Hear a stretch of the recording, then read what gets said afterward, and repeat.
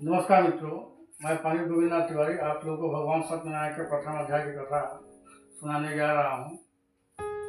एक बार नैमिषारण्य तीर्थ में ऋषि इकट्ठे हुए और यह विचार करने लगे कि कलयुग में ऐसा कौन सा उपाय है जिसको करने से मानव का कल्याण होगा। उसी समय व्यास जी के शिष्य सूत जी आ गए और सूत जी को देख करके ऋषियों ने प्रणाम किया और कहा कि हे प्रभु, आप सही समय पे आए हैं। सूत जी ने पूछा कि आप लोग को क्या समस्या है। ऋषियों ने कहा कि प्रभु, हम लोग ये जानना चाहते हैं कि इस कलयुग में ऐसा कौन सा उपाय है और कोई सा व्रत है जिसको करने से मानव का कल्याण होगा। सूत जी ने कहा कि बड़ा सुंदर प्रश्न आप लोगों ने किया है मानव कल्याण के लिए। यही प्रश्न एक बार जो है नारद भगवान ने विष्णु भगवान से किया था और विष्णु भगवान ने जो उपाय बताया वही मैं आप लोग को बताने जा रहा हूँ। एक बार जो है नारद भगवान मृत्युलोक में आए और यहाँ पे घूम करके देखा कि लोग अनेक प्रकार के कष्टों को भोग रहे हैं।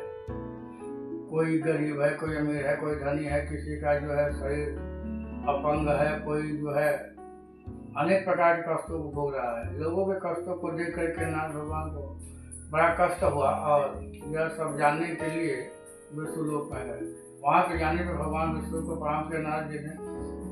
विष्णु भगवान ने पूछा कि हे नारद, कैसे आए हो?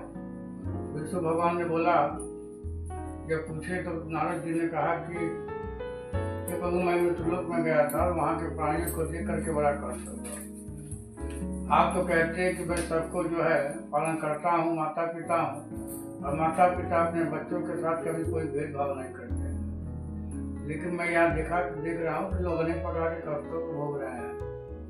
अतः मैं चाहता हूँ कि उनके कष्टों को दूर करने का कोई उपाय हो तो बताइए। तो भगवान विष्णु ने कहा कि नारद, देखो, हर इंसान अपने कर्मों का फल भोगता है और जो जैसा करता है उसको वैसा ही फल प्राप्त होता है। अतः मानव को अच्छे कर्मों को करना चाहिए और अच्छे फल तभी प्राप्त होता है। नारद भगवान ने कहा कि प्रभु, अगर किसी ने पाप किया है तो उसकी गलती को सुधारने का कोई मौका हो तो बताइए। भगवान विष्णु ने कहा कि हे नारद, इस कलयुग में व्यक्ति अगर भगवान सत्यनारायण की कथा सुने, उनके पूजन को करे, उनके व्रत को करे तो उसके जीवन के सारे कष्ट दूर हो जाएंगे, इसमें कोई संशय नहीं है और मनोवांछित फल प्राप्त होता है। नारद भगवान ने कहा कि प्रभु, ये बताइए, भगवान सत्यनारायण की कथा किस समय सुना जाए और किस दिन सुना जाए? भगवान की कथा में क्या क्या लगता है? तब विष्णु भगवान ने कहा कि नारद, भगवान सत्यनारायण की कथा सुनने का कोई दिन निश्चित नहीं है। जिस दिन भक्त के अंदर भगवान के प्रति श्रद्धा उत्पन्न हो जाए उस दिन अपने भाई बंधुओं को बुला करके भगवान सत्यनारायण